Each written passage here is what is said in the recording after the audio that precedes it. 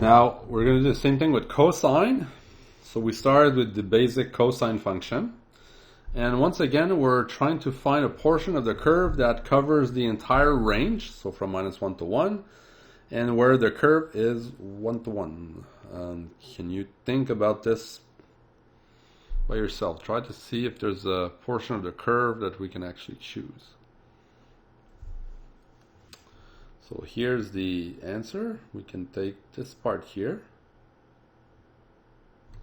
and since it's completely decreasing on the interval 0 pi, it's 1 to 1, so it satisfies the horizontal line test, and the entire range from -1 to 1 is covered.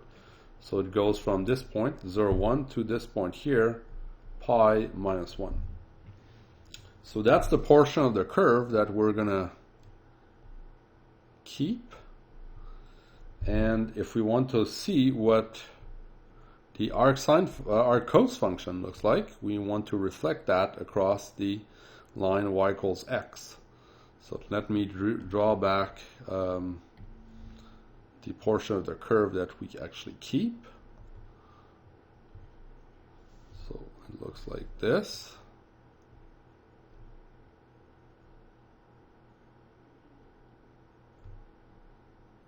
And let's include again the these 2 points, and maybe add the line y equals x here, because we're going to reflect about that line. Okay, so the point 0 1 will go to 1 0. The point pi minus 1 goes to -1 pi, so up there.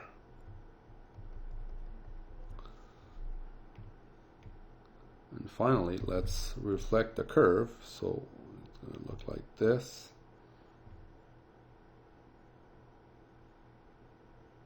Somehow like this. Once again, the graph is not super important for that function, but it's nice to see it at least once. So this is what we call arc cosine, or arc cos, or cos minus 1x, or cos inverse of x.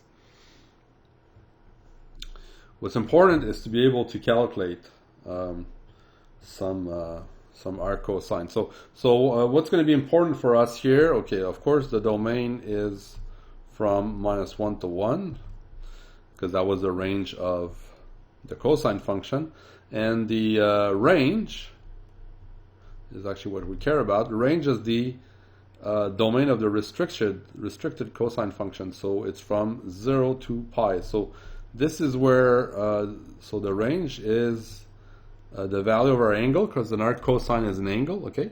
And we're going to look for angles between 0 and pi, so 0 and 180 degrees. So let's go and take a look at an example. So what is the arc cos of 1/2? So arc cos of 1/2, what are we looking for? We're looking for an angle such that the cosine of that angle is 1/2. Okay, again, what's going on here? We've got the cosine function. Okay, it takes angles. What we know is the output. We know the value of the cosine, and when we want to reverse that process and given the value of the cosine, we want to find the value of the angle. So we want to find an angle where the cosine is 1/2. And that angle must be between 0 and pi. So that's the name of the game. So 0 and pi is here. Okay, so we're rotating like that. We can end up all the way here. Cosine of 1/2. Cosine is the x-coordinate of a point. So we see it's going to take us here, 1/2. And what's the y-coordinate? √3/2. But the angle is what's important here. The angle is what? So arc cos of 1/2. So the angle where the cosine is 1/2 is pi/3, or 60 degrees. So this is why we need to know those values here sort of by heart. We need to know that at pi/3 the x-coordinate is 1/2, therefore the cosine is 1/2. Let's do another one. Arc cos of minus root 2 over 2. Okay. So I want to find an angle where the cosine is minus root 2 over 2 and theta is between 0 and pi again.